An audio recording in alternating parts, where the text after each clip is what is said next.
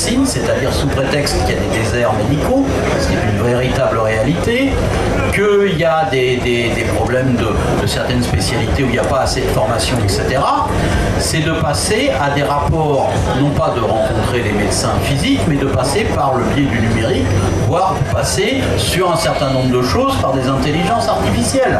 Alors il peut y avoir des choses intéressantes, mais là aussi, ça doit être contrôlé, il y a des limites, et d'une certaine manière, il ne faut pas non plus que ça devienne la médecine du pauvre et la médecine du riche.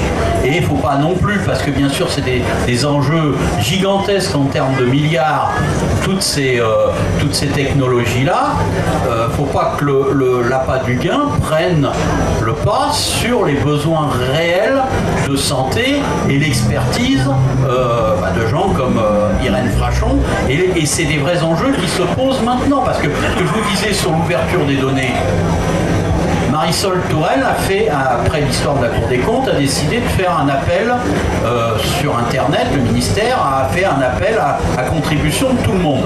Le problème, c'est que ça n'a pas du tout été médiatisé, donc quasiment personne a participé à cet appel à contribution, si ce n'est les gens, plutôt les spécialistes ou les gens qui étaient assez branchés sur cette question-là, mais pas le grand public, ce qui est un vrai problème, y compris même avec des dérives, parce que moi la première chose que j'ai vue sur cette grande consultation, c'est 3 contributions qui appelaient à mettre en place un système de notation des médecins.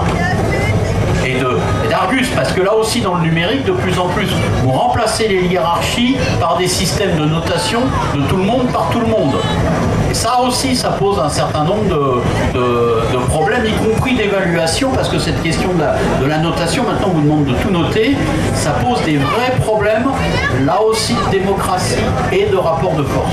Je vais m'en arrêter là, parce que je pense que je suis un petit peu long.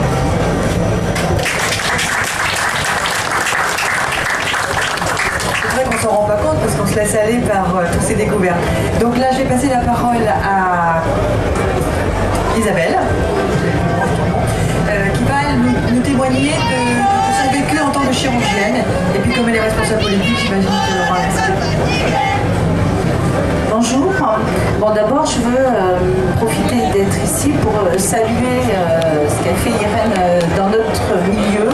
Il faut savoir qu'on est quand même dans un système qui nous pousse au silence et que je trouve que c'est d'un très très grand courage ce qu'elle nous a raconté. Et voilà. Et en même temps, je veux dire que je trouve que l'histoire qu'elle nous raconte n'est pas sans rappeler ce qui se passe sur les OGM, par exemple. Il y a 2 ans, il y a un type, un chercheur reconnu, Seralini, qui a sorti une étude qui montrerait que l'utilisation des OGM agroalimentaires augmente la fréquence des cancers. Et face à ça, il y a 2 études financées par Monsanto qui montrent le contraire.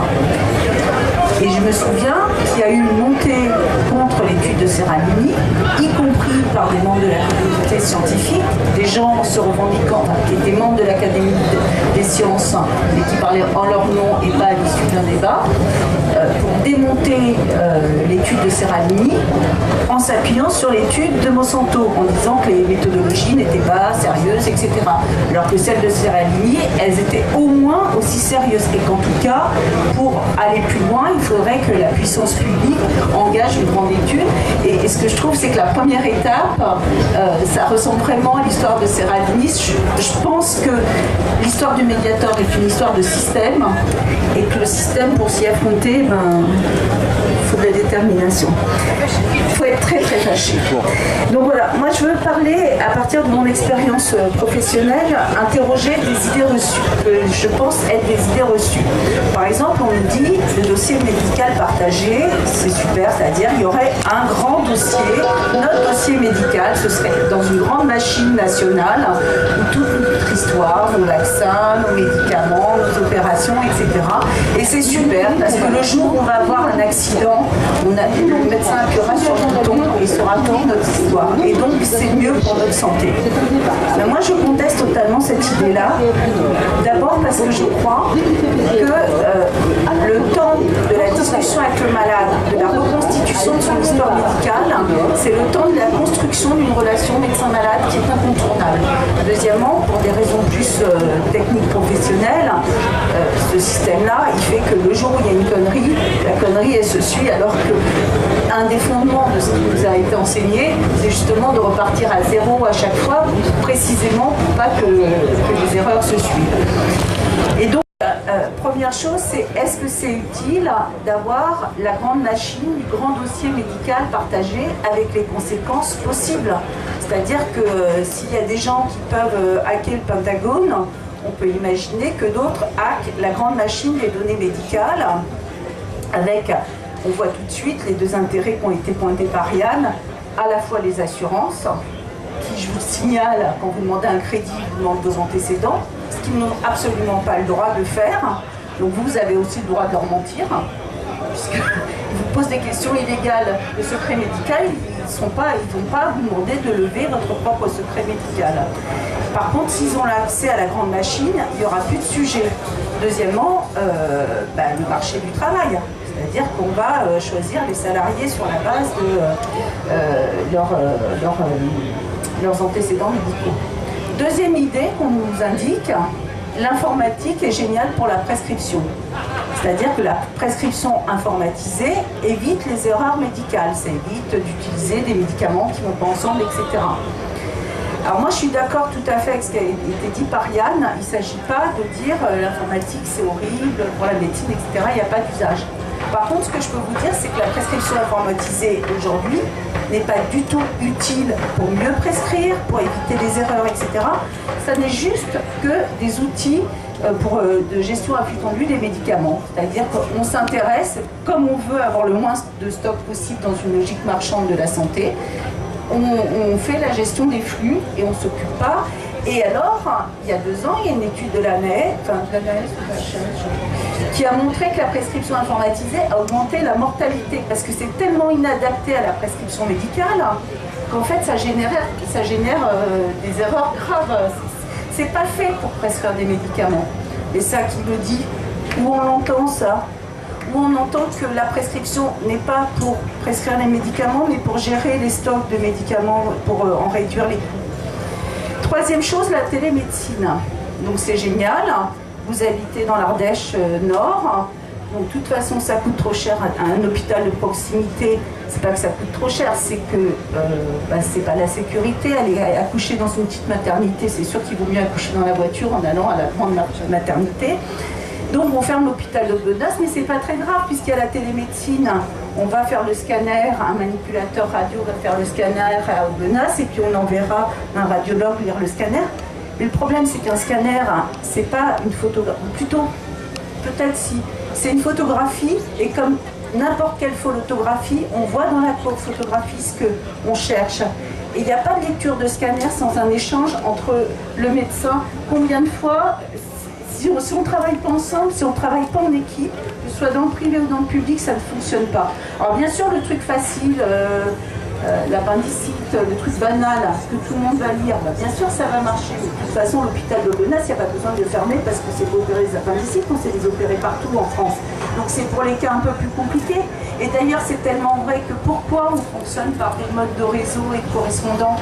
Pas parce qu'un tel que je ne connais pas, il est moins bon qu'un tel que je connais, mais parce que quand on se connaît, on se parle mieux des malades.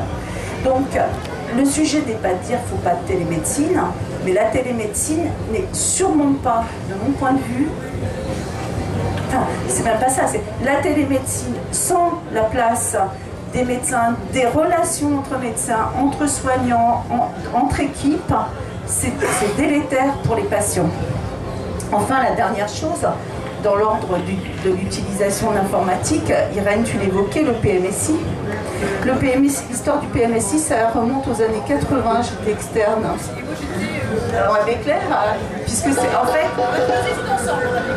Voilà, Voilà, et Béclair, c'est là où a été mis en place les premières expérimentations de PMSI. Donc je me souviens, on avait tous les malades étaient sur fiche Bristol, avec plein de petits fichiers de fiche Bristol où on avait l'appendicite et puis la comorbidité, etc. Puis on s'était dit à un moment, c'est trop compliqué à rechercher. Maintenant qu'il y a les ordinateurs, il faut voir ce que c'était les ordinateurs à l'époque. On va mettre des codes en face et ce sera plus facile pour retrouver les fiches des malades. C'était pas pour répondre à une question médicale, c'était pour retrouver tel malade et après on faisait. Voilà. Et puis le PMSI, ça s'est transformé en catastrophe, puisque le PMSI maintenant, c'est fait pour dire combien vaut une activité médicale, combien vaut un malade même. En s'extrayant d'une chose, c'est qu'un malade, c'est jamais une appendicite. Par exemple, une appendicectomie, toutes choses égales par ailleurs, gravité de la maladie, comorbidité, autre pathologie associée, âge, le plus lourd, c'est l'origine sociale du malade. Un patient d'origine sociale défavorisée, son appendicite, elle coûte 30% plus cher qu'un patient d'origine sociale favorisée. Tout simplement, pour être caricatural, quand vous opérez un monsieur qui est SDF, vous ne pouvez pas le faire sortir le soir même de l'opération pour l'envoyer sur son banc. Enfin, je le fais de façon caricaturale pour me faire comprendre. Et donc finalement, c'est simplement pour réduire la médecine à une marchandise dont on va dire le coût, que ce soit dans le privé ou dans le public, parce que de façon assez désastreuse, tout s'est aligné. Et en alignant le public sur le privé, on a aggravé la situation du privé, parce que finalement, d'avoir un système de santé avec un public très fort, ça a obligé tout le monde quand même. Voilà. Alors, une fois qu'on a dit ça, si on partage l'opinion de Yann qu'il ne faut pas être pour ou contre le numérique, mais dire le numérique sera, comment le numérique sera humain, et voilà. Moi, je pense qu'il faut pointer plusieurs choses. D'abord, la première chose, c'est pas tomber dans le piège de pour votre santé, on fait ça. D'abord, pour votre santé.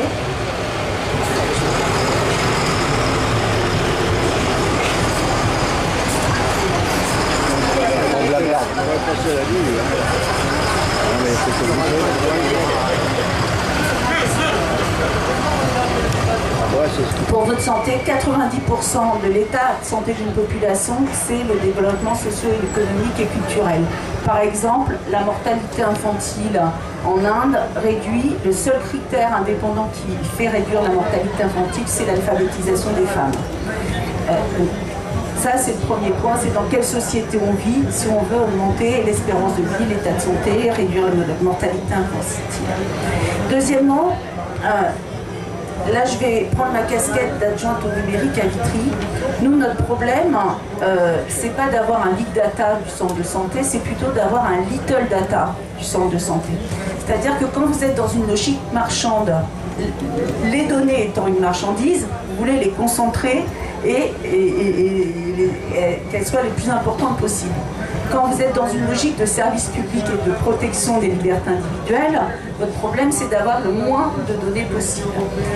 Et donc, une des propositions qu'on pourrait faire en termes de dossier médical partagé, puisque moi je ne suis pas hostile non plus à ce qui est les antécédents du patient, pourquoi tout simplement ne pas proposer aux patients, soit par la carte vitale, soit par une clé USB, d'avoir un dossier médical qui ne peut s'ouvrir que par un double code, doublement crypté. Le patient doit donner le code, le médecin doit donner son code, et c'est seulement dans ces conditions qu'on peut avoir le dossier, l'histoire de la maladie du patient.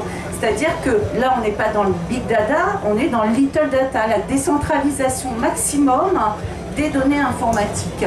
Si on revient au PMSI, ce serait tout à fait imaginable qu'on ne soit pas sur un truc national, mais dans chaque service ou dans chaque hôpital, comme ça se faisait avant, et ça se faisait très bien, simplement après on se parle. Voilà, et puis je m'en tiens là pour l'instant.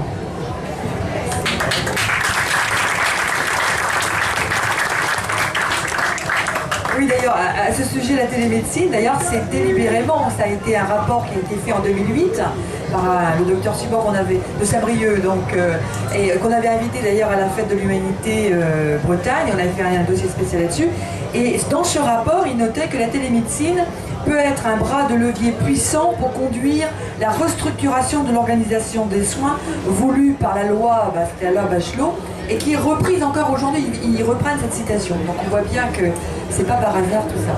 Donc, je vais passer la parole à Irène. Non. Oh. C'est Sophie Penn, qui va nous apporter la question plutôt humaine, donc sur l'émotion. Je pense que depuis le début, on parle d'humain quand même. Et justement, merci à vous quatre qui avez vraiment construit un cadre dans lequel il est assez facile d'apporter quelques zooms. En fait, moi, je vais me centrer du coup pour pas essayer de répéter. Juste, j'enchaîne sur juste avant. Ça fait partie, c'est le Blue Button de Barack Obama, c'est-à-dire depuis 2010 aux États-Unis. Il y a une tentative qui est très regardée depuis la France. Ce bouton, c'est je peux accéder à mes données de santé et le partager avec le médecin. Et c'est pas des données, il faudrait qu'on en reparle parce que ça fait partie des choses qui sont des scénarios de codification, de restriction d'accès aux données médicales. Et ce que je vais essayer d'apporter à ce débat merveilleux, parce que c'est quand même assez rare qu'on débatte publiquement de ces questions-là, si vous regardez les débats autour de la présidentielle, c'est des sujets qu'on ne voit pas apparaître, alors que, comme le disait Yann, le fait que ça apparaisse comme un sujet politique et citoyen autour du bien commun de la santé, c'est vraiment une grande urgence et c'est très très bien que ça puisse se dessiner ici. Je vais essayer de faire une contribution sans aucune prétention, en apportant des flashs sur la recomposition des métiers, et pas seulement des métiers de terrain, mais aussi, par exemple, tout ce qui a été dit sur l'intérêt des grands industriels de la pharmacie pour les données de santé. En fait, on va voir apparaître dans le monde de la santé des nouveaux acteurs qui sont effectivement Google, Microsoft, WeThink, donc Nokia, et qui sont en train de faire ce qui a été fait dans beaucoup d'autres secteurs comme celui du transport ou celui du commerce, du détail, c'est la désintermédiation du métier de santé. C'est-à-dire que là où il y a des laboratoires comme Sanofi, ce que craignent Sanofi ou Pfizer ou autres, c'est aussi de disparaître, c'est-à-dire d'être des acteurs secondarisés dans le monde de la santé par les GAFA, par les grandes agences informatiques. Parce qu'aujourd'hui, celui qui récupère la valeur ajoutée du service, c'est celui qui concentre les données et qui a ce qu'on appelle la relation client en quelque sorte. Donc si Google parvient à capter les données de santé, Sanofi ou Pfizer deviendront les sous-traitants de Google. Donc il y a un enjeu qui est énorme aussi en termes de recomposition des industries, où d'une certaine façon, c'est moins l'invention de nouvelles molécules qui est probante aujourd'hui que la capacité à capter les données de santé sur une plateforme. C'est juste pour faire la transition aussi. Et cette recomposition des métiers et des compétences, on va la trouver aussi sur le terrain. Alors je vais donner 4 exemples. Je vais donner un exemple qui concerne les nouveaux entrants en quelque sorte dans la formation des médecins. Je vais donner un exemple aussi qui montre comment on professionnalise en ce moment les accompagnants dans les cas de maladies chroniques avec des retours à domicile qui sont permis par des équipements, des prothèses, des nanoprothèses bioinformatiques. Et puis je vais donner l'exemple aussi de nouveaux concepts, on va dire, de cabinets médicaux. Et puis, je finirai sur les nouveaux modèles de médecine qui se dégagent de ces questions-là et que vous venez d'aborder juste avant. Donc, sur la question de la formation des médecins, les informations que je vous donne viennent du fait que je dirige des doctorants qui sont dans les observations anthropologiques de pratique médicale dans mon université. Et je finirai plus avec la casquette Conseil national du numérique. Parce que en médecine, les formations sont toujours l'idéal de formation d'un médecin. Il y a des âges, par exemple, peut-être que la question du diagnostic et de l'examen physique du corps a été prégnante à un moment donné. Ensuite est arrivée la question de la preuve scientifique apportée par des analyses.